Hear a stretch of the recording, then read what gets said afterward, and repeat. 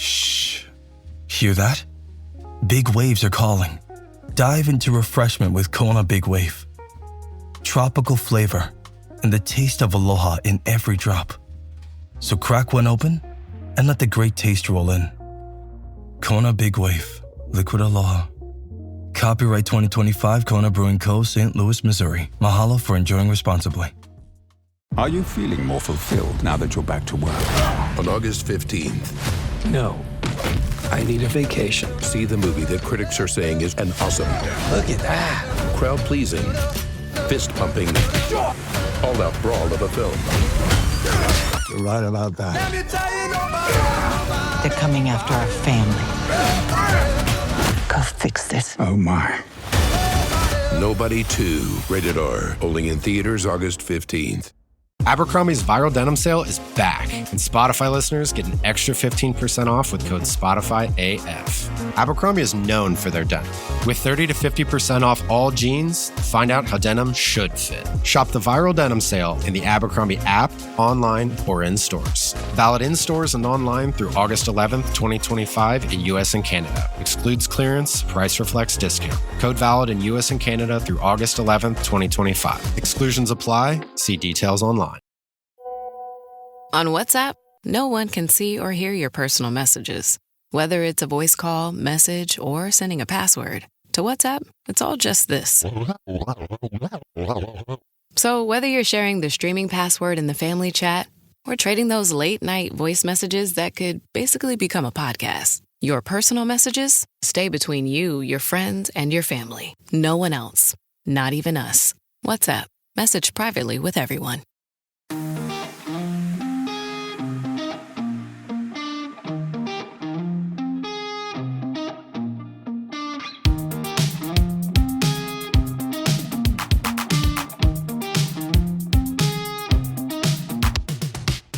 Back with another episode of Keeping Current with Kansas City. This is Thad.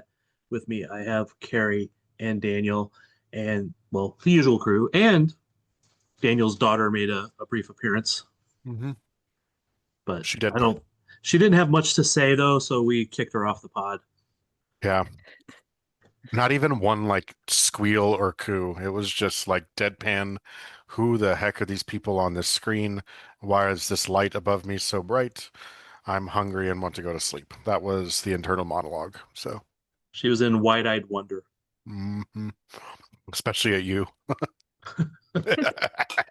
I've had strange looks from a lot of people in my life. I don't really take any insult to that. How are you doing today, Carrie? Doing good. It may surprise you guys, but I am watching the replay of the Louisville versus Current game. Friday nights are hard because I have sand volleyball and I usually miss a half or I'm listening to it on the way there. But other than that, I'm doing good. Well, this coming Friday, maybe you'll be easier to watch because it'll be late. I don't know. Maybe that's worse. I don't know. Friday? No. No? Okay. No. Game at 8:45. That doesn't help. All right. Let's see. Big news this week. Big trade acquisition happened right before the Louisville game, but let's go into the Louisville game first. Let's get the analysis, if you want to call it, out of the way, and then we'll go into the news and do some talk about that. 2-0 in Louisville. Good result. What do you think, Daniel? Yeah. Especially considering like how it started off. I mean, it's just I feel like in the first half, if you look at that game, like it felt like it was very 50-50. It seemed like the Current weren't as clean with the ball coming out of from like phase 2 into phase 3, which is basically middle field into the attacking third. And they didn't really transition very well in the first half until the end. They had a couple of really good chances that I felt like, okay, these are at least maybe the shot didn't get taken, but the movement, the passing was tighter, started to feel like it was in the right direction. And the second half, they did what the Current do and played much better, and they got the result. But it felt a little trappish, like a trap game there for the first 45 minutes, and I thought they did a really good job to withstand probably the energy that Louisville had playing at home. maybe seeing that the Current were a little off their game and feeling like they had opportunities to pounce, but ultimately the Current absolutely shut them down in the second half and won the game.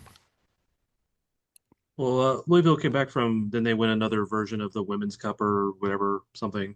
So they were probably feeling pretty good. The Current, have had their success in the break, but the travel and then really strange looking field. You think Kentucky would be able to do grass, but anyway. So I think that may have played into it. You would also think with only two teams playing on this field and it being a soccer-specific stadium, this grass would be amazing every single time.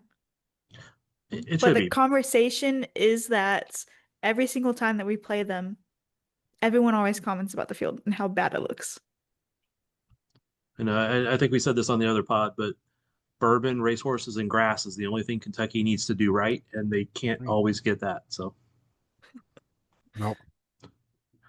Right. So typical Current game is score 2 goals in the first half and then just shut the team down, the other team for the rest of the game. Kind of reversed this time, struggled a little bit, but they scored their 2 goals in the second. Elizabeth Ball, Tim Waugh. I appreciate this team not waiting until the 80th minute to score 2 goals. It was fun to watch them through and through. And winning. And win. That helps. And being able to keep goals out. I mean, look at you talk about like what they faced from Louisville in the second half. There was not one shot attempted by Louisville until the 85th minute. And it was a Savannah DeMello shot that had a .02 xG, and it was blocked, so it never had a shot at going in. And the next shot that they registered was their final shot of the game, was from Courtney Peterson in the 94th minute at a .03 xG, so slightly improved. And again, that one missed because it was from 28 yards out. DeMello's shot was from 32 yards out. So, like, I mean, like, guys, like we're talking about again, like this dominant thing that we talk about with the Current, where they're able to just grind the game to a halt. But I thought they actually really did this through possession in this game in the second half. Louisville didn't really have the ball. The Current had them pinned deep. They were sending wave after wave of attack. Louisville was kind of bunkered in and really kind of absorbing all the pressure, and they found a way to unlock that even before Debinha got on the field. Like the passing move for the first goal is brilliant, and Debinha's not involved in that. And so like that to me, that's like a sign from the Current that they have figured out what maybe some people thought might be their one weakness was, can they, when the game is tight or they're trailing and a team bunkers in on them, can they break it down? Can they get in behind and do it? And that first goal, the play to Michelle Cooper, is exactly the type of play on how you break down a low block like that. And a group of players that are throwing numbers centrally to try and clog up any and every passing lane to the attacking players. So the second half was a really a good masterclass from the Current, I thought, in kind of showing winning in a different way than they have a little bit. While it still looked the same, I think it was slightly different from what it has been in the first half of the season. It has. Do you feel like it was Racing that was bunkering this time, trying to throw the Current off, or was it the Current were just out possessing in this case? You know what I mean? Because sometimes the Current will let the other team have the ball. Mm-hmm. But I think this was one too where the Current were really patient in possession and kind of picking how their moments were, but it wasn't like there was a lack of purpose to their possession either. I mean, they were registering a shot every 3-5 minutes or so. They had a 10-minute spell there, and then all of a sudden Chewinga gets the goal, and then after that, again, they register a shot every 5 minutes or so in their play. And so it's just one of those things that, like, I'm trying to go back to the stats to see if there's something a little bit more concrete on the possession side. But yeah, the Current won possession 59% to 41%. So I think it's a mix, though. It was very clear from the start that that Louisville wanted to try and press the Current and counter press them and get a goal as they were trying to transition quickly. I thought Bev Yanez had a good idea to do that, but then it became that they couldn't keep up. Taylor Flint played an incredible first half and then the current made her not on the field in the entirety of the second half, and found a way to do that with their passing and their possession. Thad, over the years, you and I have lamented the passing accuracy of this team, and they completed 379 of 486 passes in that game again on a bad field against Louisville. And I think that just the ability to control possession in that way, and grind the game to a halt, dominance in a different way, but still the same result. Well, we have lamented that sometimes in the past, but that has been a little bit more previous team version of this team, more so than recently, because they've been Correct. much better at that passing. But some of those players were since still in last the year. midfield. So Some of them are still there, but it's a much different team. agree. Another, I think, a fairly good story out of this is Lorena was not here. She was in Brazil, not in Brazil, in South America, doing Brazil things to Colombia. But Laurel Ivory, she had a good dual save moment, even though I think it only shows one save, which is interesting. One was a cross technically, and it wouldn't have been a shot on target. True. Yes. It was 2 saves in 3 seconds. So, but it just showed that she is a really high quality backup that could be a starter on at least a good number of teams. I always hate that. She could be a starter on any team. No, because she's not here. So that's not true. And there's some other very good goalies out there. But I think as the team, as the league expands, that will obviously come into play a little bit there. Anyway, I thought it was just a good solid performance. Yeah. I just want to chime in. I thought on the broadcast they were talking a little bit about the old goalkeeper room up in Seattle, with Fallon, Laurel, and I forget who the other one was up there. The one who's starting now and got called into. Why is her name escaping me? She was called into the U.S. Women's National Team. Claudia Dickey. Yes. That was their goalkeeper room up there for quite a while. So that's a pretty darn good goalkeeper room up there. And so, I think Laurel is experienced in this league. She knows what to do. She's a very good goalkeeper, very good shot stopper. I thought the one thing that I will say that I've noticed, at least from her, is that Lorena, when Lorena catches the ball, she's so incredibly good at controlling where that rebound goes. Even if she doesn't save it, the bobble is never back into danger. And she's really comfortable with the ball at her feet. I thought Laurel at times in the first half, when she was getting pressed, maybe looked a little anxious to get the ball out from under her feet in a couple of spots, and they played out of the back a little too much. For my liking, in those moments, but she is a excellent shot stopper and an excellent positioning goalkeeper, and you saw that come out in that sequence there, because she really wasn't needed at all in the second half. No, and her first start for a real game and first shutout for a real game. So excellent work. It helps to have a much better defense than what Seattle had last year. Yeah. I do think that some of what maybe she wasn't perfect at is just that she hasn't been playing a lot of real games. Again, yes, Teal Rising Cup and a semi-friendly scrimmage with HB, Kurg, whatever. But a real game that means something. So, anything else stand out to you so far from your rewatch there, Carrie? I just want to talk about that Tamo Chawinga goal. How much power did she have behind that to land in the goal upside down in the net? That's insane. To be honest, I don't know how much she needed to get on the ball from Cooper, because the ball from Cooper was an absolute missile across the face of goal. And even if she had missed it, because she got it with still a part of a foot, if she missed it, Bia was laying down behind her. Yep. It might have gone in off of Bia behind her too. Yeah. All you needed was a touch on that ball from Coop. And that's one of those things that a lot of people don't sometimes realize is you want that run to be just a little bit staggered. So if it's behind one, the other one can get it. If it's a little bit ahead, the other one still has a chance to stretch out to get it. So that was really well done runs in my opinion. I think my other take from this game will probably come up in segment 2 when we get down the line when talking about people in this midfield. Okay, I don't know what you could be talking about, but we'll get to that in a second. Can we at least evaluate Lacho's performance at the 10? How did we feel she did compared to what we saw in the Teal Rising Cup? That's what I was going to talk about in segment 2, but Sorry. I think that because of the maybe like a step up of what the NWSL is compared to these, we'll just call them fake tournaments, and these teams, they're in, Brazil's not in, are they in preseason? Or are they No, in actual season? they were in the middle of the season, but Okay. they had all paused because of Copa America. Okay. But they were missing a lot of players. Yes, Like that's true. each team was missing like 4 to 5 players, I think. She looked good in, I'll say, all 3 of those games, but one of them is the Danish team, which is Casey Current 2 and 3 players, we'll say.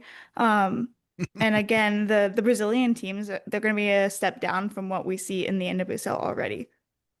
So, I think you not just high on Christian her. something.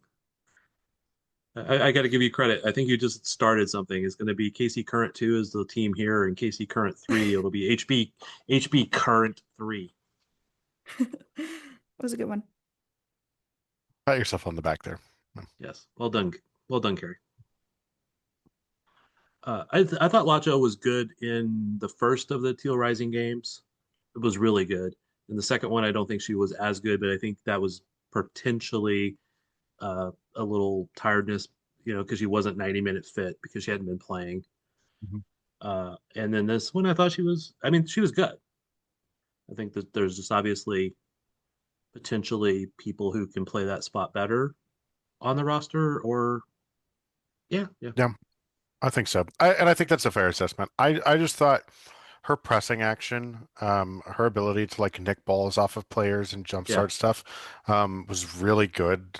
Like high energy up top, and I thought her in the second half, I thought she was phenomenal. I know she's more of a dribbler, and kind of an activator that way by being on the ball as a 10 and not necessarily like a passing 10 or a Dabinia with the flares and the tricks and the shots from distance and the ability to dribble through you. But I mean, it's just I know it sounds simple, but it's such a heads up play there too for a player who hasn't been getting a ton of playing time that gets that ball at the top of the box from Chwinga and immediately says, I could churn and maybe try and take a touch around and dribble and shoot or something like that and get one for me. But like she knew Cooper was making the run. She played the ball. Coop's in behind and it's an easy square pass for a goal.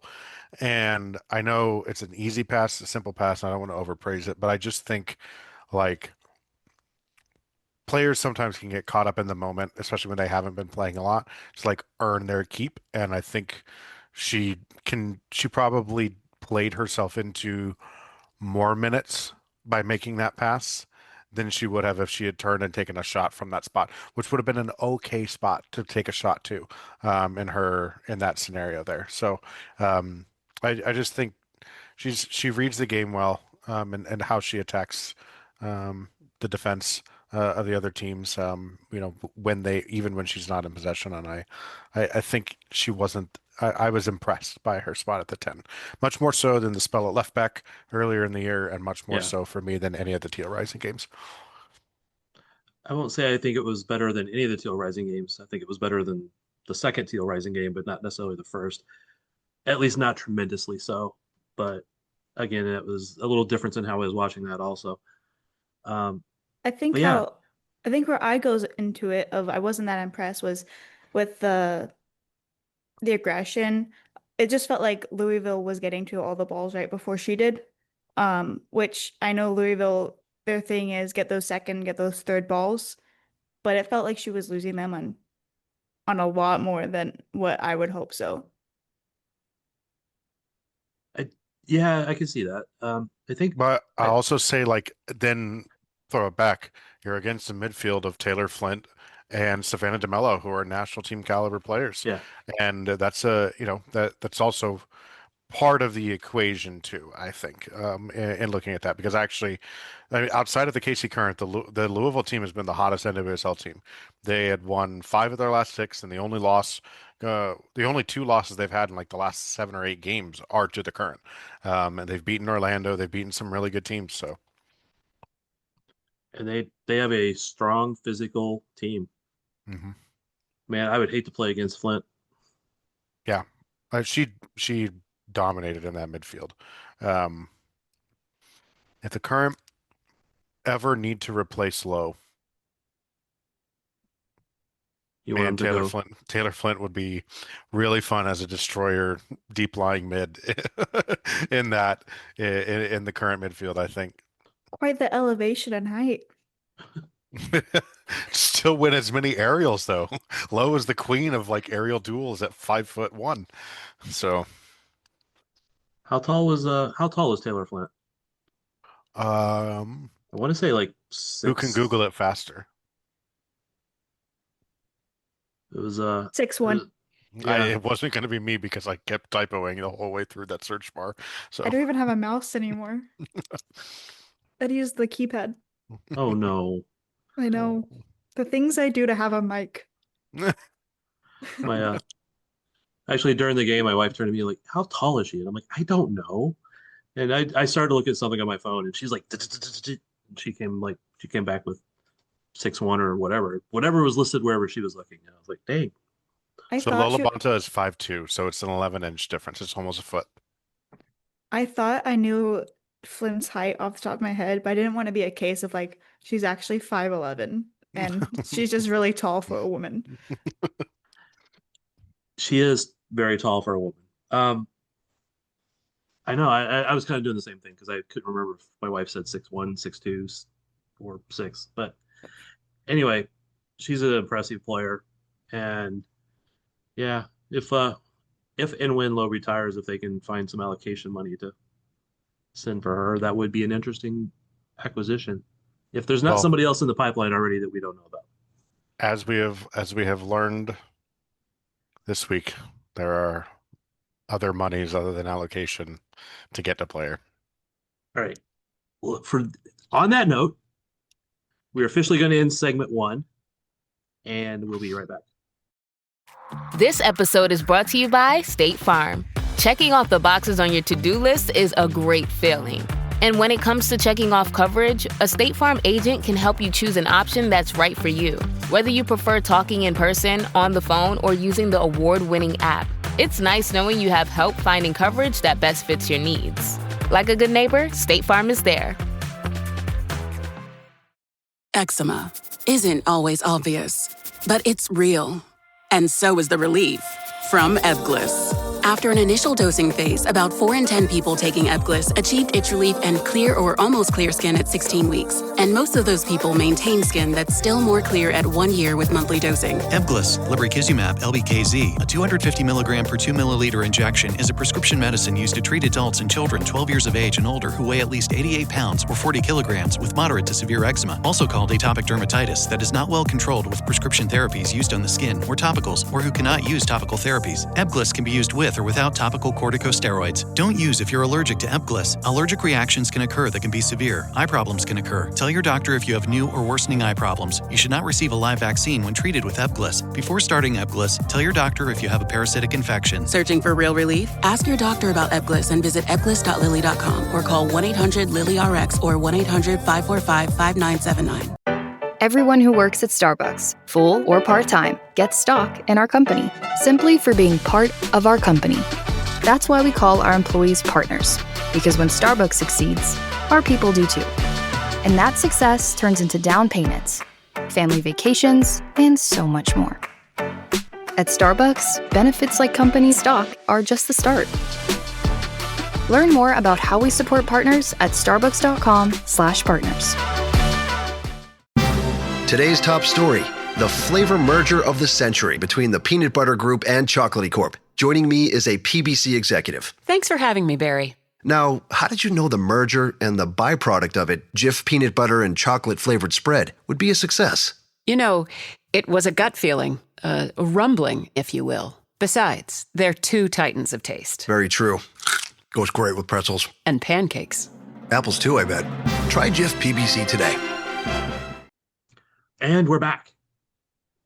That was pretty impressive break we had there. I'm glad everybody was able to get refreshed. I took a shower. We did not watch. Thank God.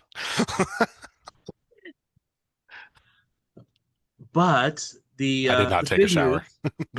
Big news right Don't worry about it. before the Racing Louisville game was the KC Current made a trade, made an acquisition. I don't know, trade is correct because it's money, but anyway, 600,000 over 3 years, spread up in different ways for Ali Sentnor, U.S. national team player, first round draft pick in the probably the last ever NWSL draft, unless they somehow bring it back. First overall draft pick. Yes. Numero uno. Just a very impressive player, highly ranked in everybody's stats of however they rank players. And how shocked were you when you heard that this was happening, Daniel? Pretty shocked because I was trying to work Sporting's transfer at the moment too, and I was really annoyed that I was in the middle of chaos with that and having to deal with the KC Current signing a massive, earth-shattering NWSL deal all in the same day. I think they were announced 3.5 hours apart. Yeah. They could not let Sporting have their moment, could they? I mean,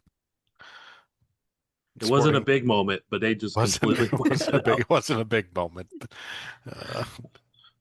But yes, no, it's a stunning trade. I think just from looking at it, I think did we podcast when we knew that Vanessa DiBernardo was pregnant? Had we potted at that point last? No, I think that it came out like just a few days before. Yeah, and so I think that was, I think at that point your gears are turning in your head of, okay, they might have a midfield spot open. How do they choose to fill that? And it was done very quickly. Now, reminder too that, I don't know, for those of you who have never announced a pregnancy, you're pregnant for a lot longer than you ever make it public. In the fashion that DiBernardo and her partner did. So I assume that the Current had quite a few, maybe not. We're not talking like 2 months notice here, but we're talking at least 3-4 weeks. Maybe a couple of weeks to work on it real quick. I want to say it was sometime in June. Her last game was June 20th. Was that LAFC or the LAFC? Sorry, the Angel City game.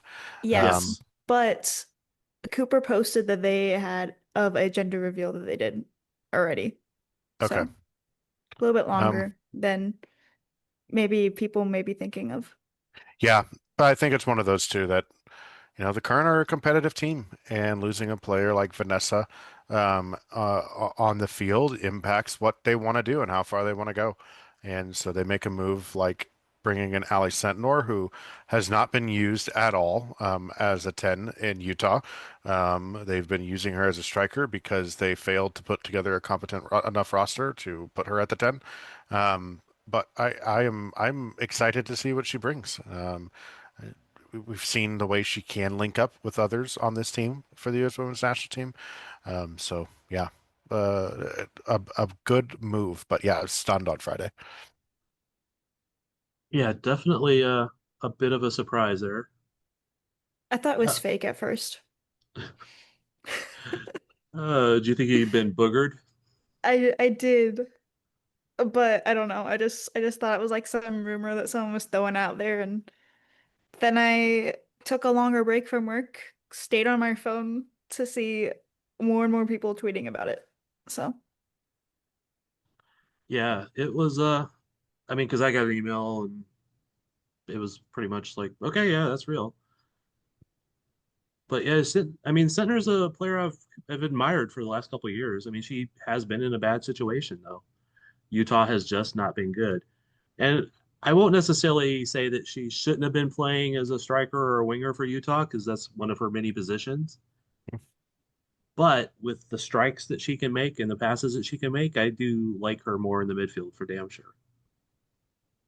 Yeah, I think that was interesting too. And talking to her today, like she said she feels like one of her best attributes is her ability to give the final ball.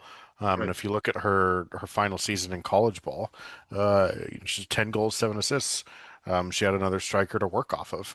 And so I think I like her. I'd be really interested to see her in this midfield, with Cooper there, with Chwinga making runs in, with Bia that's opening up, and if she's able to find some of the cheekier runs that Bia makes that really we've really only seen Debinha be able to pick out on occasion out of the midfield.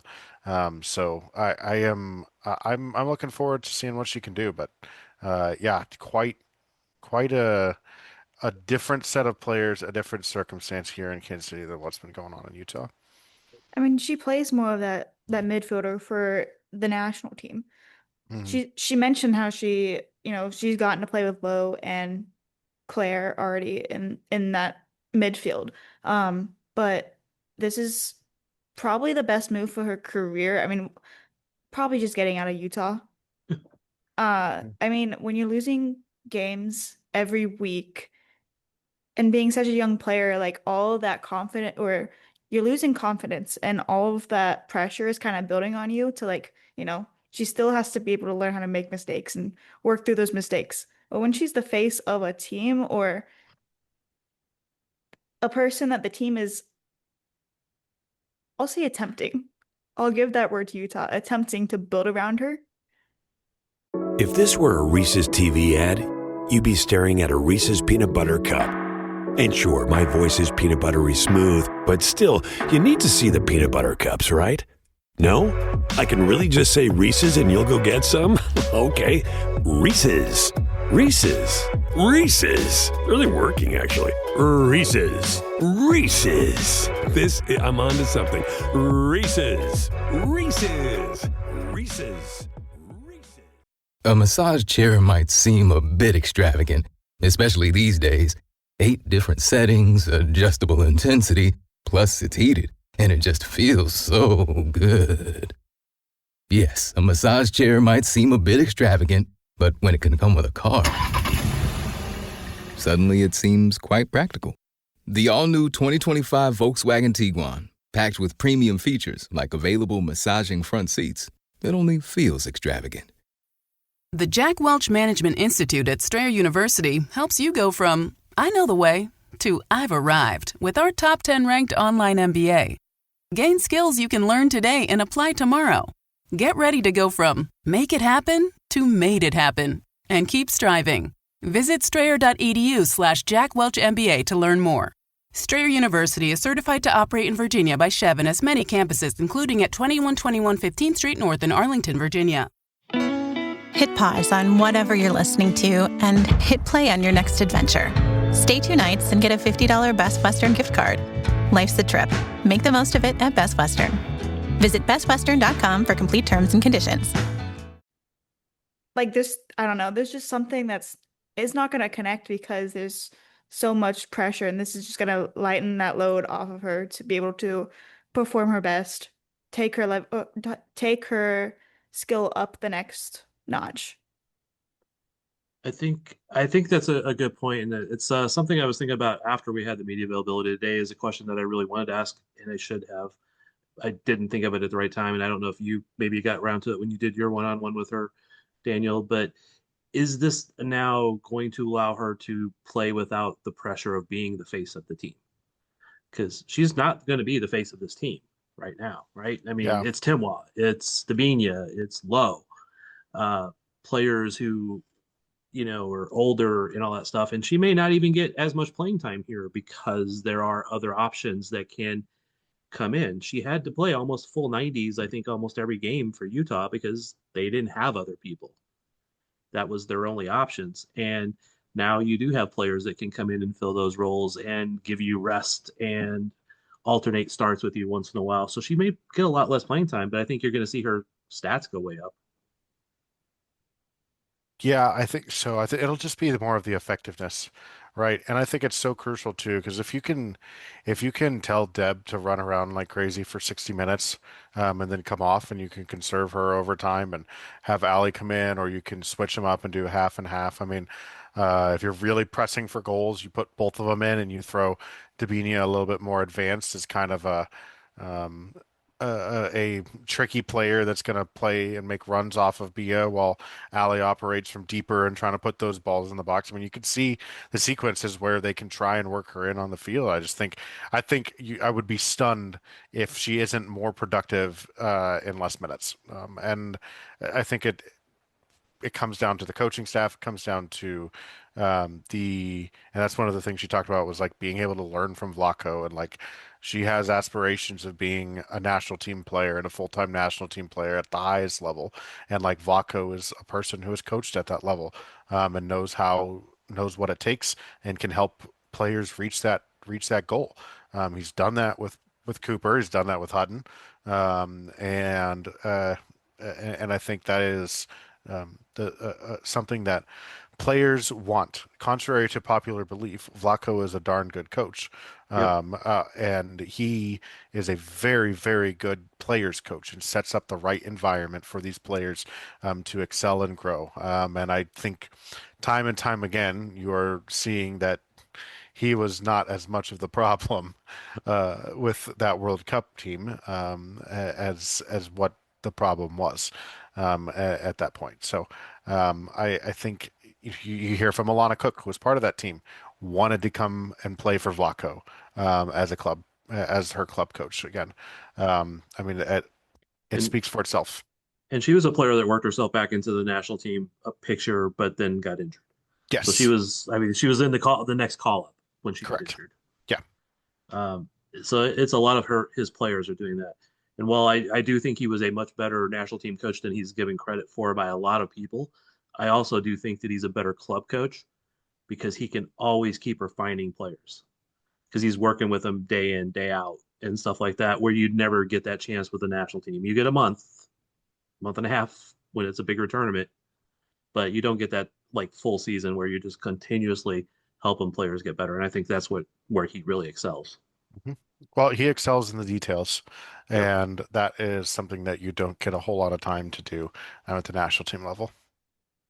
And we kind of had like a lot of, I don't want to say, we had a chance to chat with Vlaco, and Claire was there a little bit today. So I don't want to like say anything that was really said there because it was just a very off record chat, but just some of what Claire was saying about how Allie was adjusting and what they were doing, and some of this stuff just really makes that clear of how different of an environment is with different teams. Is that a fair way to put it? Yeah, giving away too much. No, but I think it kind of gives to the point that I'm talking about here with the details. I mean, the details are so important, and there's some very fine details about this team that you're going to have to do if you're going to be part of it. And I think it's shown that everybody has said that she's assimilated into training pretty well so far, and I would assume that means someone's picking up on the details pretty quick. And she's hammered a few of her teammates already. Yeah. Because good. I was just gonna ask how you guys are feeling about how much money we gave away. Because there's a lot of debate on whether because this is a rookie contract and whether or not we will be able to keep her after, I think it's next year. But the thing is, why would we send all this money and also pay multiple years, including a year that we wouldn't have her if she was to go somewhere else? I feel extremely confident they will be able to sign her to an extension.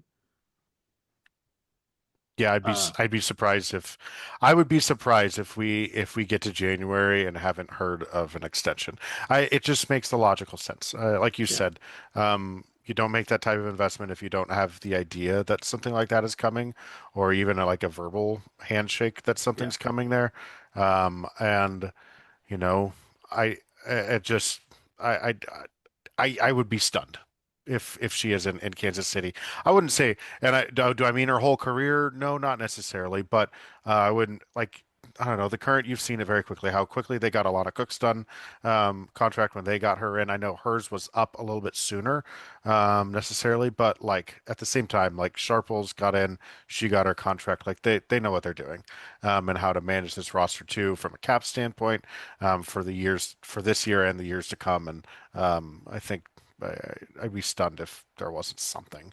Yeah, I don't know for a fact, but I would be highly expecting there to have been at least a handshake deal that yes, we're signing this when we get time to get all the details worked out. So I would be very surprised if that did happen. I mean, 600K for 2 years and would be absolutely insane.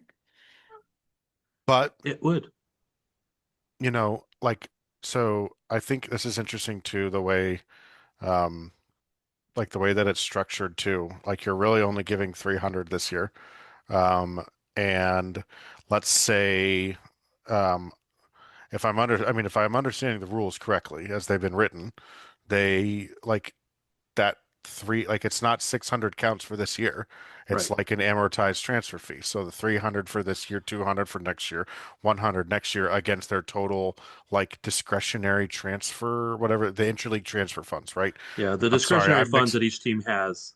I'm missing up the MLS terms too because the discretionary TAM and all that crap.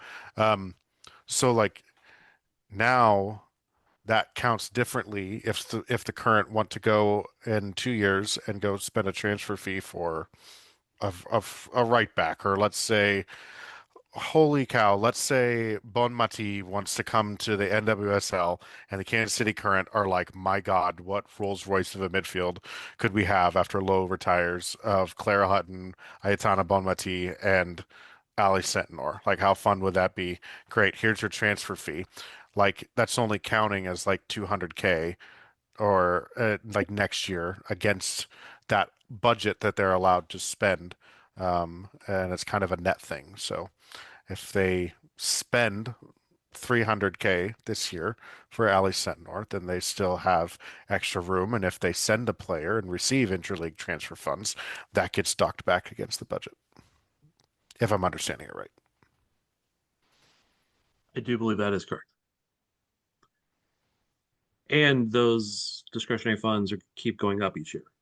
If I Yes, understand correctly, the to a limit certain the point. limit for it is, yeah, whatever, I forget what the limit is on it, but they It was do 500,000 last year, 550 this year. I think it goes up. It's supposed to go again. up pretty large over the next like couple of years, if I remember the CBA and how that stuff got announced. So Actually 10% annually. So it Oh. should go up by 55,000. It's what I'm reading right here.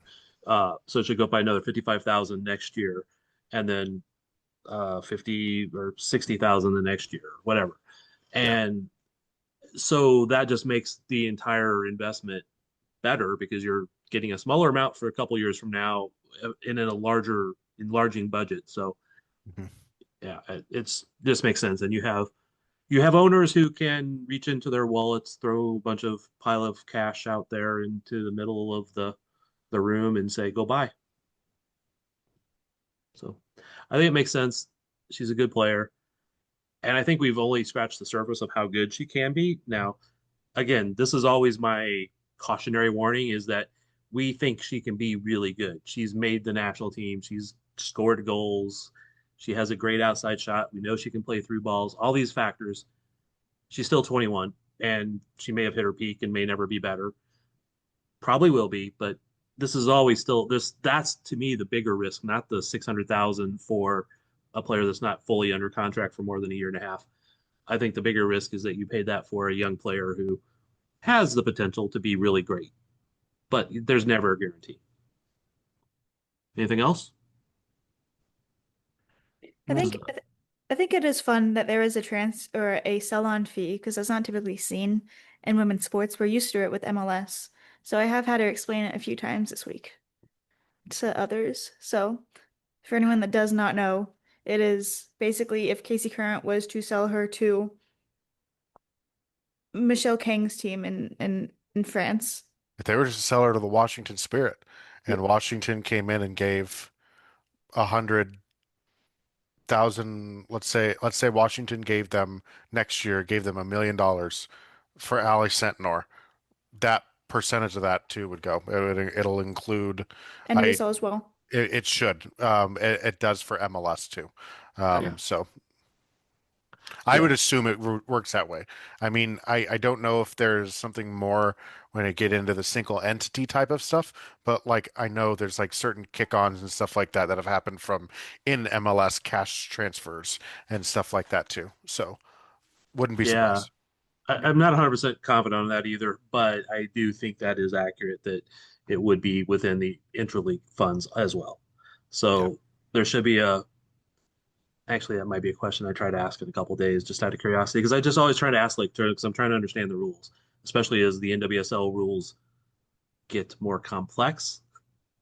And there's loans and 2 teams and team number 3s. I think there's just going to be even more complicated over time. So I'm just trying to build the base and so that I can be at least somewhat accurate over time. But yeah, it's a 20%, right? 20% goes to Utah. Reported. Yes. So, she could be a world record breaking transfer, and Utah would make a little bit extra bank to spend on, extra balls. Or trying to make their team a playoff team for once. Yeah. Get 12th place. I think I was going to say this for maybe another pod, but I just want to throw this out there now. Is NWSL becoming so striated that you're going to have a permanent 3 or 4 teams at the top, permanent 3 or 4 teams at the bottom, and everybody else is just going to be fighting in the middle for playoff spots? I think it's all going to come from the infrastructure that the teams have built. So obviously, KC and I would say LA, but LA is still kind of stuck in that middle spot. But Washington Spirit, you will have that, and that might still set teams apart.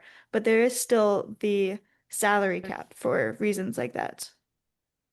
There is the salary cap, but there's also the discretionary funds that owners can throw that money into.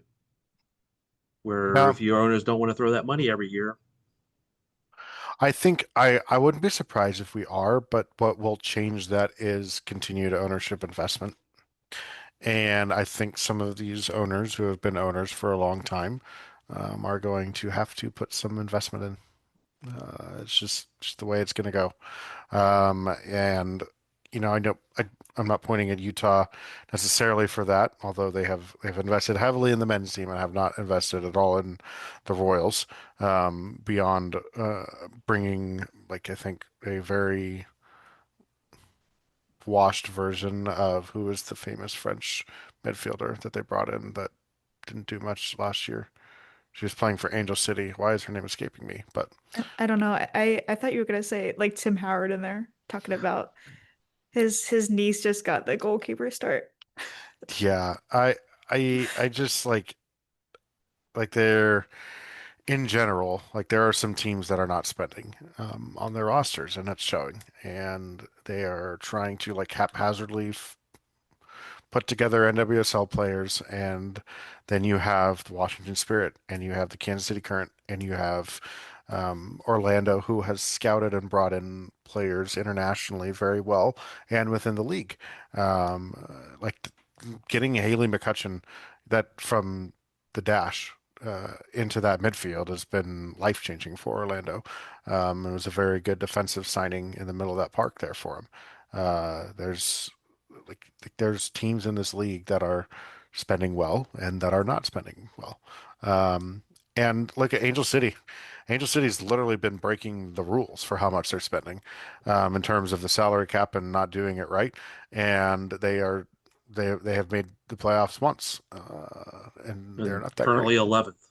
Yep. And so that too is a problem. So I think it'll take ownership investment around the league. And I think too, as new owners come in, they're going to be ambitious too to make a splash and catch the level of it, especially if they do have decent financial backings. They're going to want to be successful. And I would be curious. I would love to see a Denver or a even Bay FC came out swinging. They signed Kundananji and why is her name? Aziza Oshwala. Those are two. They were two premium names over in Europe, playing And they're in Spain. currently 10th. And they're currently 10th, but they are a much better team than what's in 11th and 12th, in my opinion. So like they've done well. They've tried to spend. They've put things together, and they're a pretty ambitious ownership group. So that's good to see. So like I would like to see more ownership groups come in on these expansion teams that are like a Bay FC. And ultimately, I'd like to see more of them just kind of raise the floor of what they're spending, because I think that will help keep it from striating out. Sorry for my rant, and I'll get off my soapbox now. Did you see that Denver signed their first player? And do you think that that is? I did not. Oh, you did not? Oh, it is Allie Watts, and then she got loaned back to Orlando Yes, I did see for the that. rest of the season. Yep. Interesting. So it is a Colorado native that they went with as the first one, since there's Well, that doesn't all the big surprise names. me. No, That doesn't especially with all surprise the me. big names that are, on the national team that are all from Colorado. Mm-hmm. Granted, Yeah. 2 of them are currently on maternity leave, but There's obviously there's going to be a strong desire to have players from your local area as much as you can, but at the same time, if that's what your focus is, then your focus isn't on winning, in my opinion. Because I've seen how many teams like, oh, we have 3 local Kansas City players or 3 local Boston players. It doesn't matter. What matters is if you have players that can play. It's nice to have a local connection, but really not essential if and until they have a very successful academy 2-team pipeline, and then you'll have more of those. All right. Anything else we need to discuss? Sperry, do you think Allie Watt is a good choice for your first player? As long as look, I like Ali Watt a lot, but as long as she is not like the player you are building around, great. I think she's a solid player though. If you're building a really good spine, a great player with experience to have on the wing, she'll bring some edge, some feistiness, some fight. She'll be excited to play in front of friends and family in her home area. So, I think it's a solid first signing. I'll be curious to see what kind of big names they try and fill their roster out with. Do they have a coach? Yes, Nick Cushing, the former New York City FC assistant, and was with Man City Women, and has been kind of. He's not very well liked, but he has a halfway decent track record as a coach. So halfway decent. Not very liked by who? Oh, the internet. Most of the same internet that doesn't like Vlaco. So, but I mean, he's no Jonathan Heraldez, but he is he's a fairly decent coach. We always like, oh, the internet, because obviously not everybody on the internet has the same opinion, et cetera, et cetera. But it is funny how many people I've seen that have not liked this Setnor trade. So just we're going to go on record here. Carrie, thumbs up, thumbs down. Thumbs up. 2 thumbs up. Daniel. 1 thumb up. Only 1? Only 1. I mean, it's good. It's ambitious. Go get it. Great. Carrie went with 2. 2. Well, okay. Someone's Do you got to want to be do different. 1.5? 1 and a half. Is that how it works? I don't know. It was like a thumb rustling look there. 1 and a fist bump. 1 and a fist bump. Do you have trepidations about the trade then? Because I mean, I already said, like, to me, the one caution is that you never know if she is going to be as good as you think she will be. She's already good, and when you spend that money, you have to think that. So my only like reservation on it might be kind of similar to you. Is just that like that's a player that needs a lot of like playing time, and with Dabinia and eventually Vanessa DiBernardo again in the midfield, likely through the end of her contract at some point will make a return. I'd be stunned if she didn't. like that. You're looking at that like she's got to compete for minutes within that, and so I'm not saying like that's three really good players that can only share one portion of 90 minutes per game. And I don't know, like unless Lowe is injured or out or Claire is injured or out, it's unlikely that you see all three of them on the field. And so especially at the same time. So I'm just curious from a roster standpoint going forward, like right now, do they see her as the 10 and they eventually move her to the 9 and move on from Bia? Like I have questions beyond 2025 about where she fits in, and that's why I don't have the thumb down, because ultimately this is a very much a win now move, but also with an eye to the future, and I like that. But I just have I depict the future is too cloudy. The crystal ball has not dissipated. Of course, it's too cloudy. That's my point about any player. Yeah, and that's why it's a one thumb up. I'm not saying like fire Caitlyn over here. No, oh God, she'd kick your ass. I'm gonna take that little part there. Fire Caitlyn, and I'm gonna go play that for Thursday. Look what Daniel said. The alternative was what they had before, which was much worse. So I'm telling you, I am not firing Caitlyn in any way, shape, or form. I am just saying, I am curious to see how it looks, and because it's a cloudy picture at the moment, my thumb is not 2 thumbs up. It's 1 thumb up. It's a great deal. All right, because I like to generate conversation, I'm going to go back and have a small argument with you now. Not a debate, and not an argument. We don't really argue. We give each other shit, but it's really a debate. These poor podcast listeners. And Gary. My thought is that when you're talking about can she still get playing time when DiBernardo comes back with Debinha out there, I think she gets more of the playing time than those two players at this point.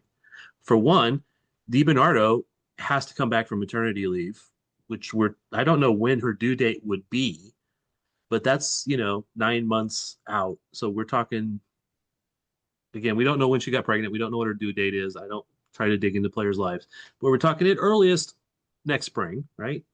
At earliest. And Debinha has had some injuries over the last couple of seasons, so we should probably be limiting her time a little bit. And with Sentner and Debinha and even DiBernardo to a certain extent, they can all play multiple positions. So you may get a game where Sentner starts at the 10 and then slides up to the 9. I mean, there's just a lot of options there. She can slide out to the wing, and it's whatever options that they're doing. So I think she'll still get a lot of playing time, regardless of those players coming back. It doesn't change how many thumbs I put up, but I think it's a valid argument. Well, I appreciate that. That's that's fair. Actually, and I got a question for you now. Oh gosh, it's again. Sorry, I don't know. I don't know if you know this answer. Okay. Because I know with maternity leave for the players under the CBA, does that affect the length of their contract? Does that change anything? That I don't know. Because you know what I mean? If they miss a year for being on maternity leave, does that extend the contract by an option? I don't know that it does. I don't know that it should. It just kind of popped into my head when I was talking about it with somebody the other day. Another valid question. Great question. So I just Anyway, I thought, but I will give a 1.5 thumbs up. Yeah. So okay. It does not. So her contract they get 6 months of fully paid maternity leave. During period of leave, players receive 100% of their base salary. So just 6 months though? Well, that would be after the child, right? Yes. No, it would be, total? That's a good question. It has to be after. You would think. Well, and again, this is why I don't know. Well, you wouldn't take 6 months after.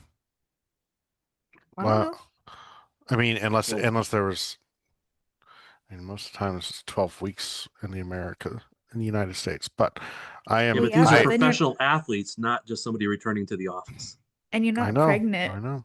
for only 6 months. I know. I've never had a kid, but I know this much. Yeah, none of us on this pod has actually had a kid. Okay, none of us have had Assuming partners Daniel that have is had kids. what I think. None of us have physically had children. Yes. Okay. I don't want to misquote and be wrong based on stupid Google AI overviews, and so we will table the how does maternity leave affect Vanessa DiBernardo's contract question for another podcast. And not just Vanessa, but just out of curiosity on the whole Yes, thing. correct. Because if it extends a contract somehow, then that plays into a lot of other stuff and salary caps and all that stuff. I was just wondering how it would affect. I didn't know if you had already dug into that question because you ask a lot of good questions. Sometimes I'll take that compliment. Even if I ramble to get there, I might. But yeah, not 100% sure. So we'll see it. All right. So I'm still at least a 1.5 thumbs up. And part of that is based upon you never really know how a player will continue to develop, for one, and two, it is still a fairly large chunk of cash, even though it should not affect them in any way, shape, or form for their aspirations to go win the first Women's Club World Cup. All right. Any other last words for this segment? Going once, going twice. We'll be back in a second. All right. We have discussed Louisville. We have discussed Ally Sentnor. And the one thing about Ally Sentnor is her first potential game with the Current will be against her former team in Utah. Could we write a better script? No.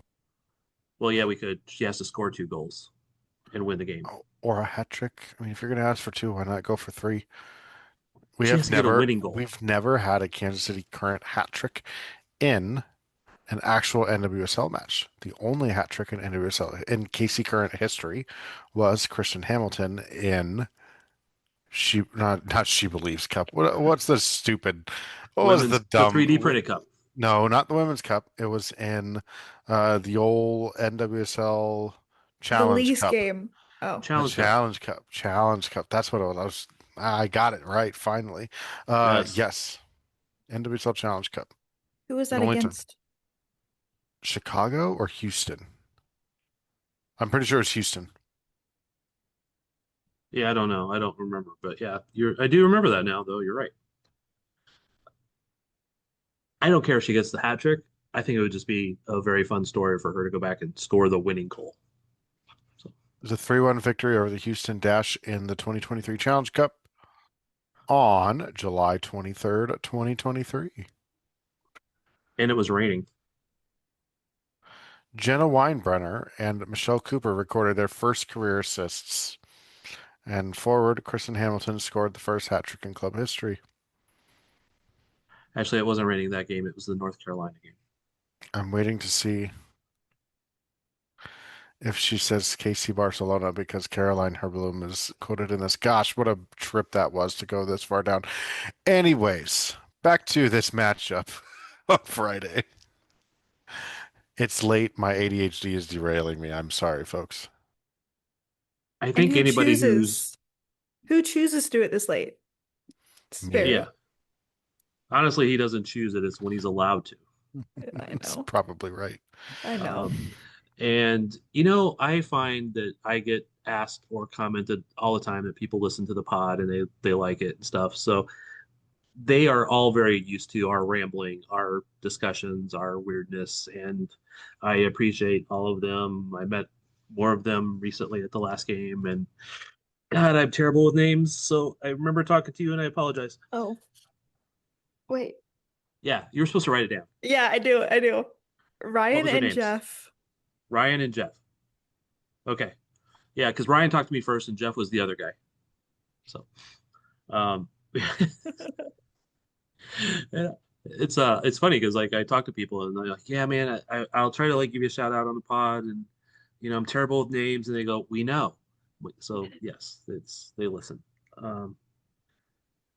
But they're used to you rambling. They're used to this late night weirdness. What do you expect from Allie's first game back in Utah? First game, period. I would like to think that she starts over Lacho. But I don't know if Vlatko will do that because it is an immediate game back to where she asked for the trade back.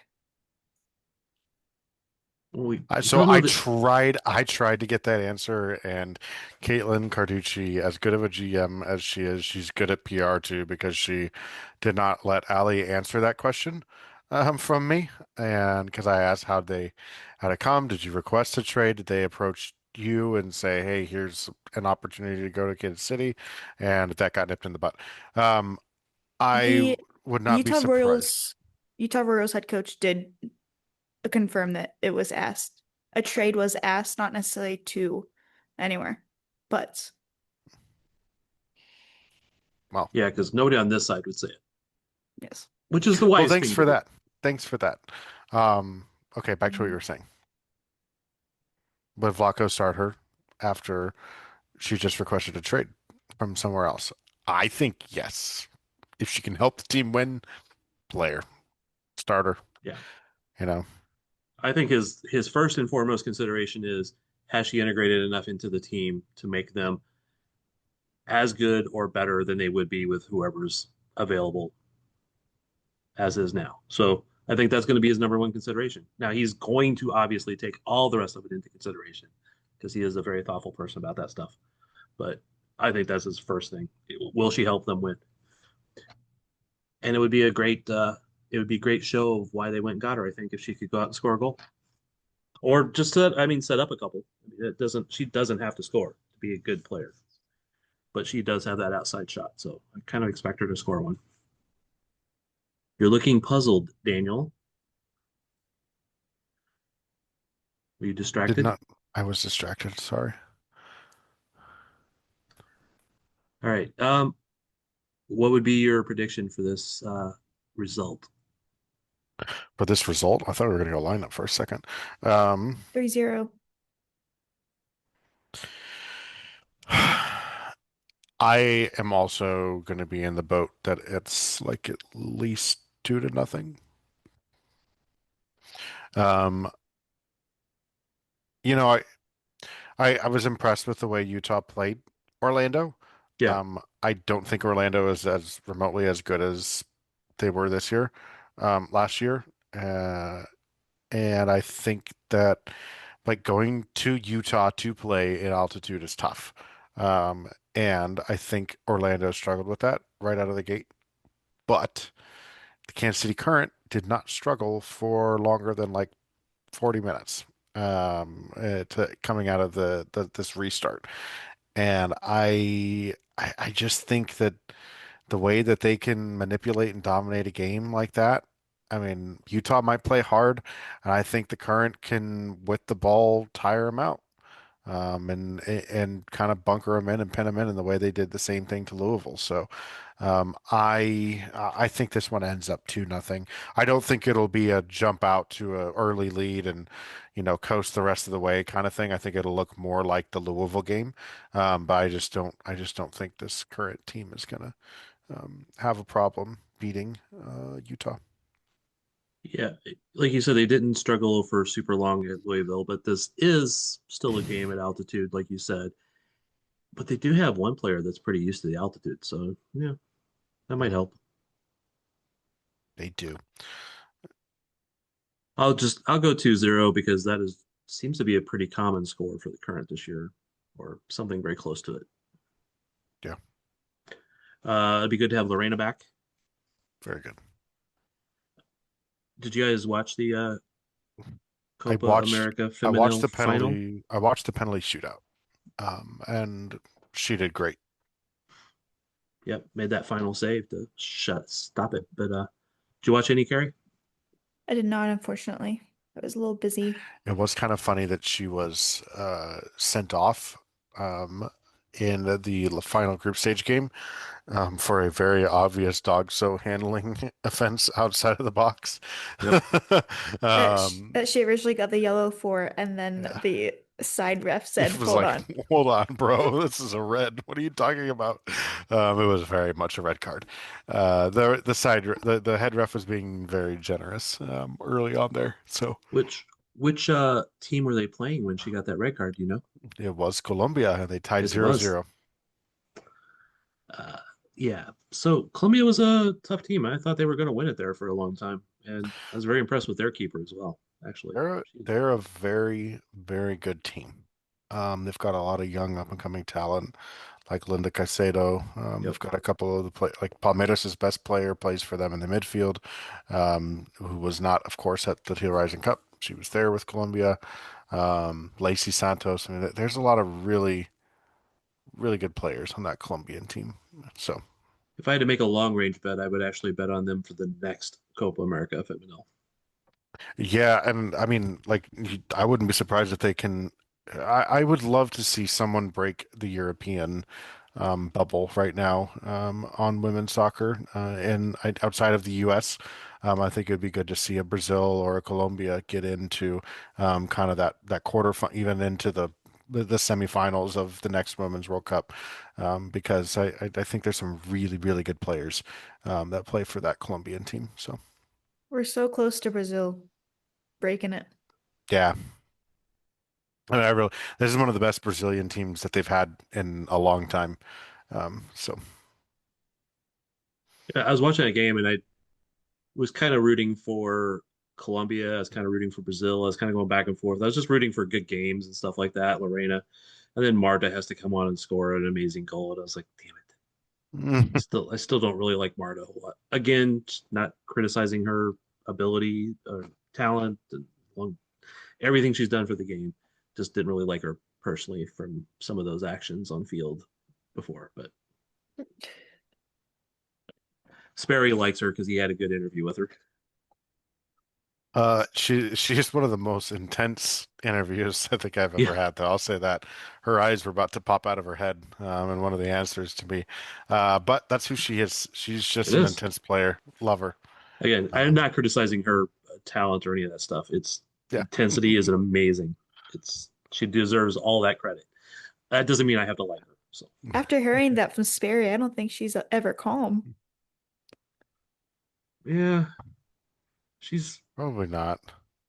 I don't know if I would say she's not calm because she's intense. But I don't know. Yeah, well, she's an intense competitor. I think that's where it is. Yes. And, when we were talking to her, it was so close into that, they get there and it's a big event. The media, there's tons of people surrounding the table. Anybody in covering women's soccer is in there kind of grilling you and interviewing you together. It's fancy. They're giving out awards. You're sitting there. You're probably passing the team that you're playing in the final in the hallways and all this stuff. I mean, there has to be a little bit of edge there to her. And she is and until she had won that, I think that it would have taken a while for that edge to go away.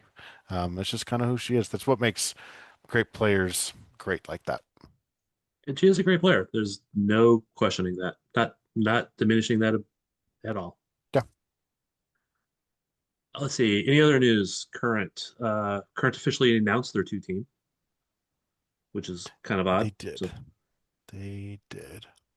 I think it's a case of the NWSL 2, NWSL Next Pro was leaked and never officially said.